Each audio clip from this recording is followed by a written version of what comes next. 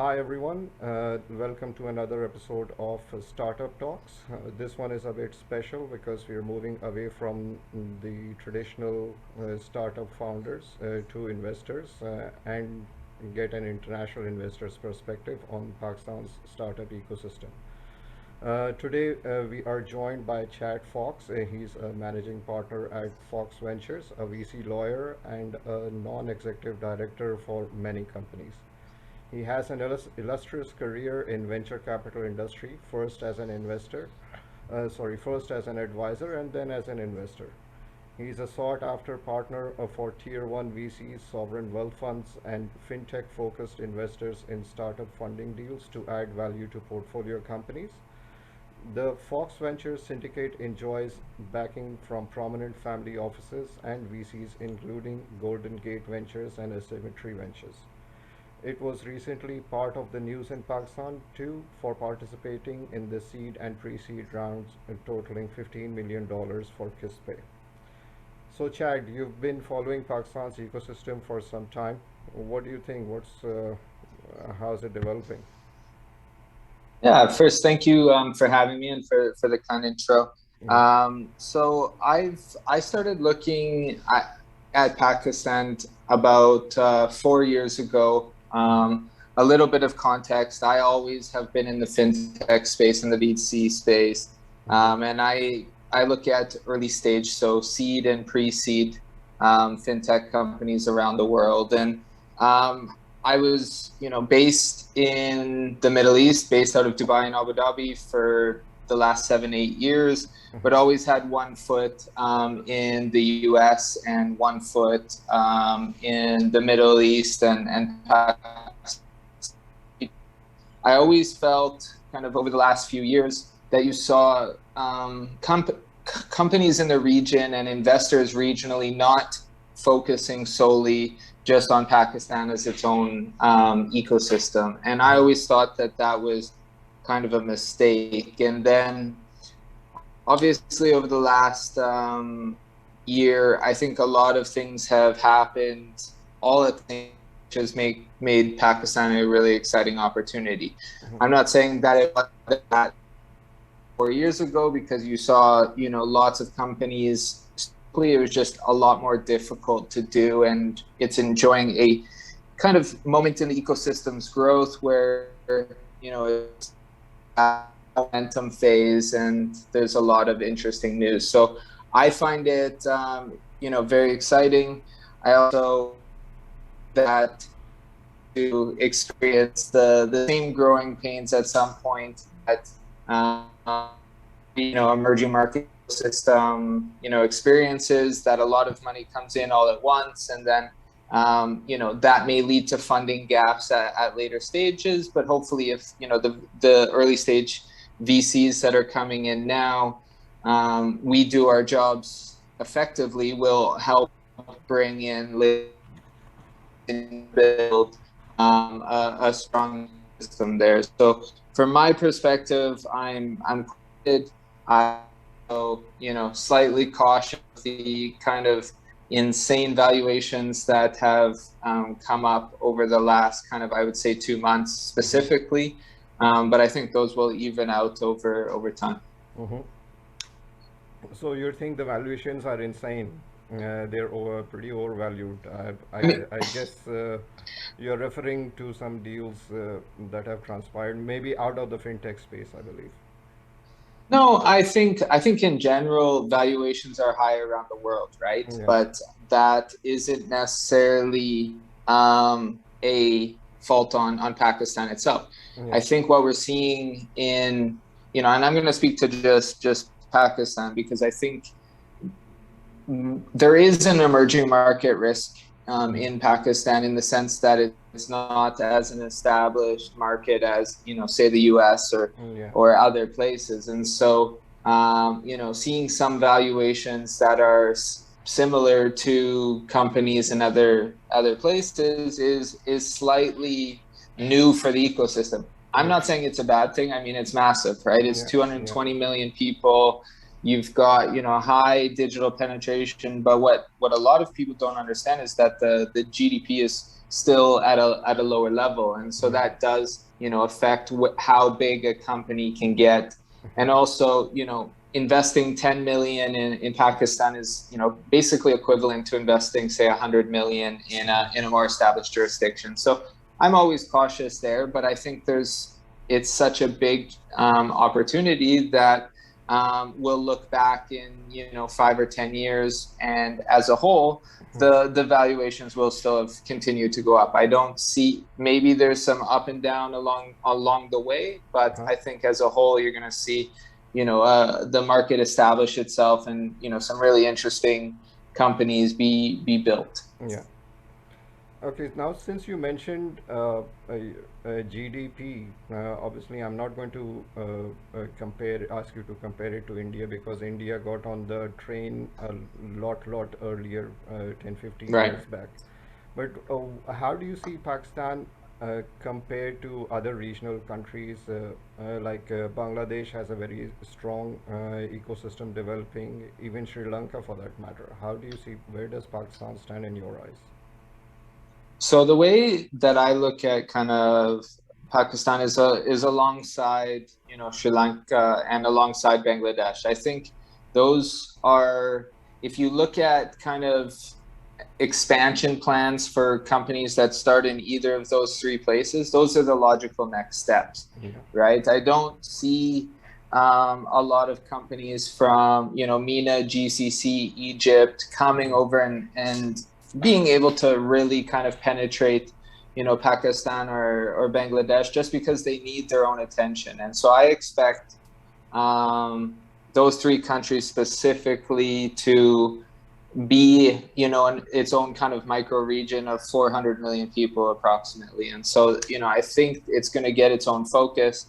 The companies that have been most successful in Pakistan to date have been those that have, started in Pakistan, are focused in Pakistan, and then want to branch out from Pakistan after that. But the ones that I think are, thinking about it appropriately are probably going to go to Bangladesh next, versus trying to go, to the Middle East or, to other jurisdictions in the region.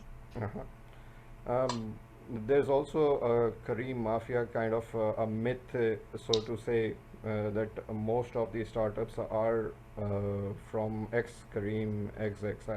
To me, it's only a myth. So, you've invested in KistPay. Is that your only investment, or are you looking to into some more fintechs?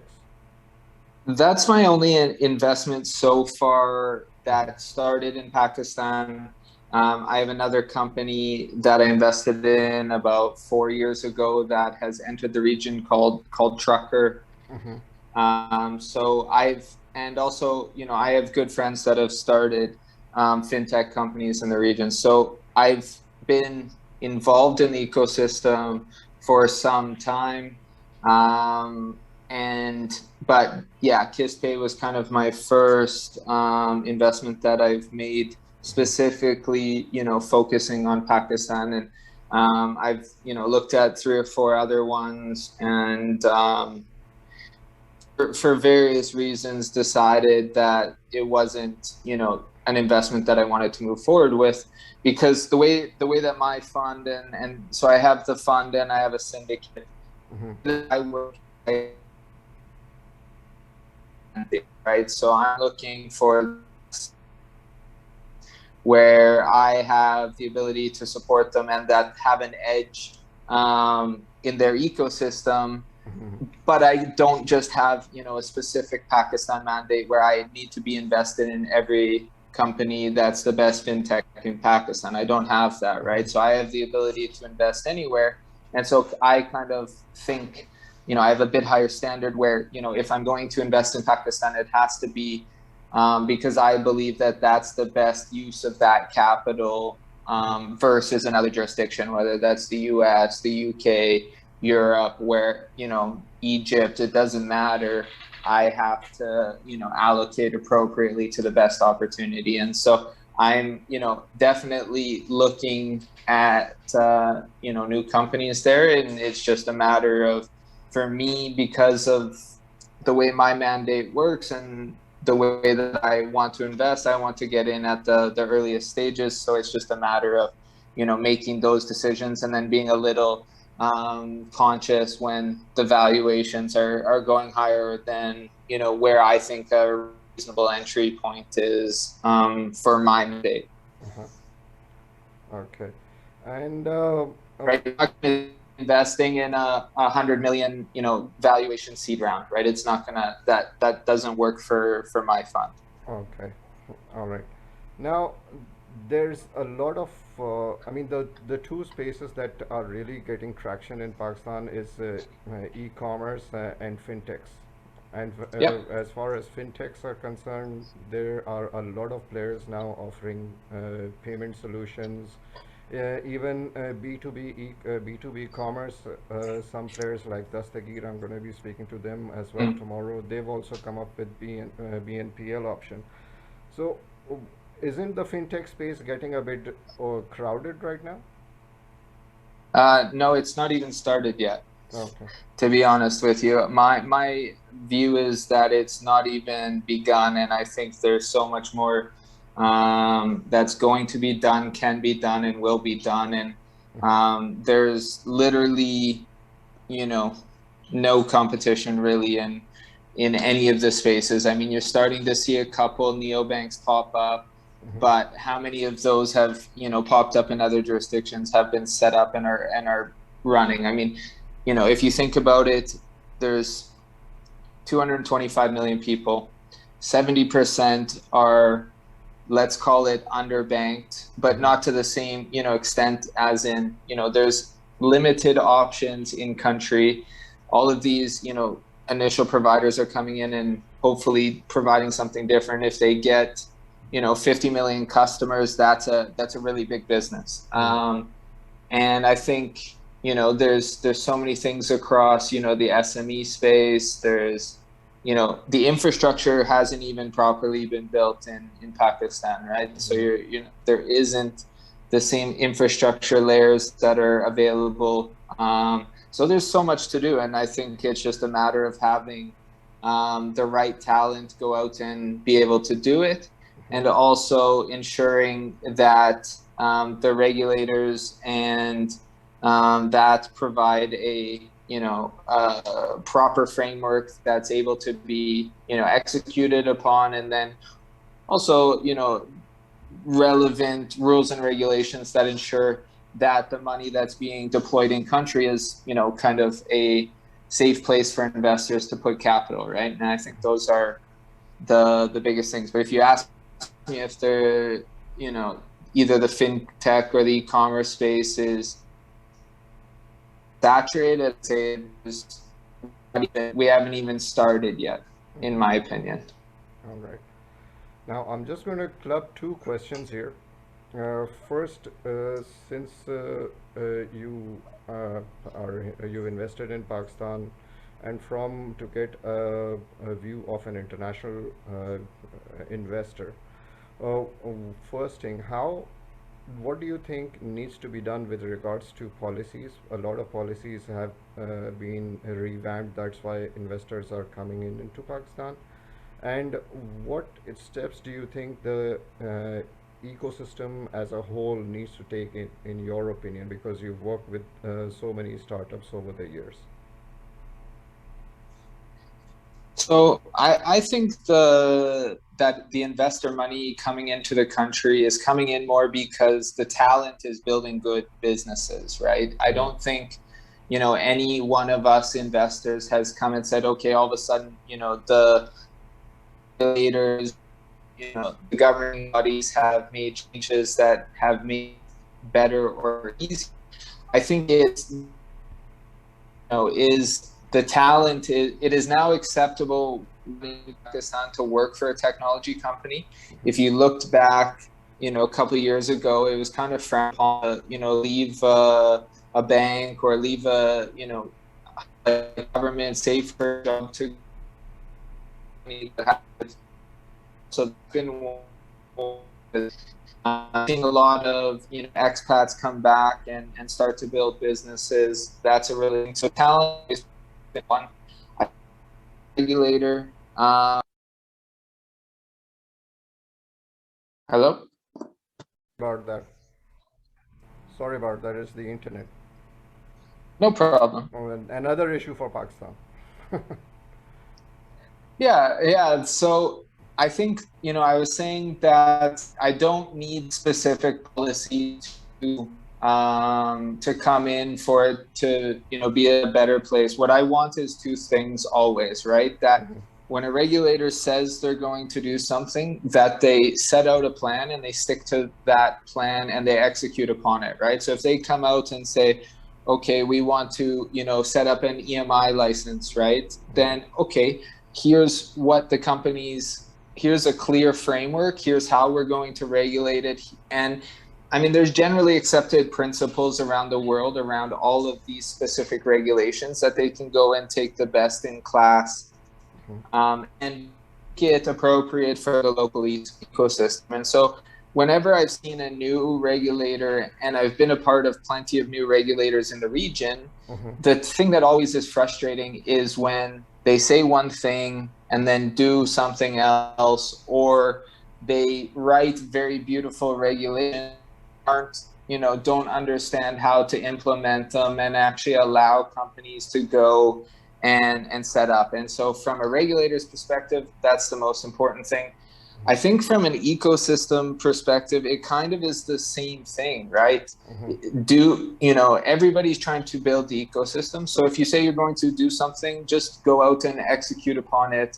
And, I think building trust for the international ecosystem is important, right? You're seeing a lot of international investors come in and, taking a risk on making their first investment in an emerging market. And it only takes one company to break the trust of all of the international investors to a certain extent, right? And so from, just continue to build trust, continue to build ecosystem, and execute on the plans that you said you were going to go and execute on. I mean, we're in the venture business, right? And so we know that that companies do fail, but I think like the biggest thing that I say is like the first big failure in Pakistan is going to hurt a lot more than it's going to hurt in another jurisdiction, because you're building that ecosystem. But you can fail in the right ways, right? And so ensuring that the founders are just doing what they say they were going to do, and building trust and building the ecosystem. Those are the only things. I don't think there's anything, and that's the same for any new jurisdiction, right? You want to build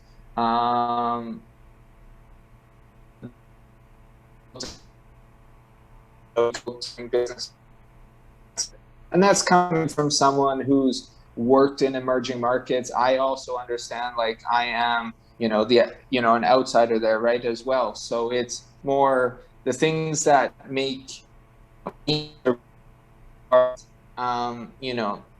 the ecosystem as a whole has a level of integrity that, allows me to go back to my investors and say, look, I think we should take a calculated risk by investing in this company in this country, because it has potential to provide us an outsized return that we wouldn't necessarily be able to, achieve in a more established jurisdiction under the same business. And that's just the, what we're trying to do. All right. Now, since we are almost coming to an end, one thing that has been on my mind as well, in Pakistan, usually for the local investors, there have been just two options: either real estate or capital market investments. Local Right. investors, they don't see startup funding as a viable option, obviously, because none of these things existed before. Uh, you've got a rolling fund, right? Yeah. What is that rolling fund all about, first of all? And secondly, uh, is it open for investors from Pakistan to take advantage of it and to come on board? Yeah, so the Rolling Fund is a venture capital fund established in the U.S. and what this model allows me to do is to bring on investors in a flexible way. So it's literally a structure that AngelList has put together that allows me to have basically quarterly investment funds that I can then go and deploy into various different countries around the world. And so, yes, as long as the investors, the local Pakistani investors, meet the accredited investor rules in the US and can pass all the KYC and anti-money laundering and all of the checks that we do on the compliance side, there's no restriction on where an investor can come from. And so, what I say to any new investor in this space who wants, access to it as an asset class is that it's a risk asset class, right? So you're always investing. VC is meant to bring you your alpha in your portfolio, right? Your outsized returns. It's a high risk, high reward type investment, and so you should never invest anything more than you're willing to lose. And I think that's kind of where more risk averse investors have always stuck to public markets that are more liquid, or real estate, which generally has a safe haven type of approach over time. So venture is just another asset class that they should have small as their build.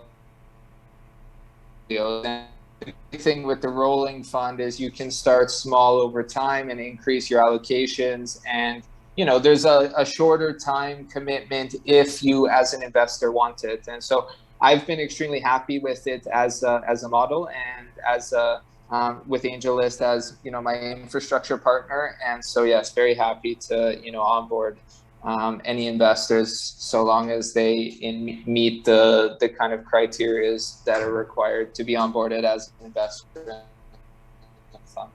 All right. A final question, Chad. What some startups might be, they're always on the lookout to reach out to investors. Do you have any advice to them? How can they reach out to you? I try as best as I can to respond to everything. Whether LinkedIn is kind of where I'm the most active, so I think that's probably the easiest way to reach.